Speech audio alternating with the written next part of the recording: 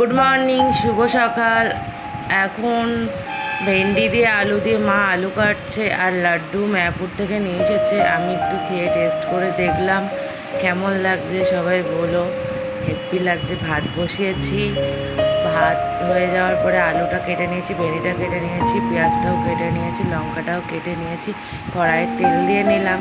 কড়াইয়ে তেল দেওয়ার পরে শুকনো লঙ্কা চিড়ে ফোড়ন দিয়ে আলুগুলো দিয়ে নিলাম, লঙ্কাটাও দিয়ে নিলাম। তারপরে নেড়ে নিলাম, একটু নাড়া হওয়ার পরে এবার সর্ষেটাকে বেটে নেবো, পোস্ত বেটে নিলাম।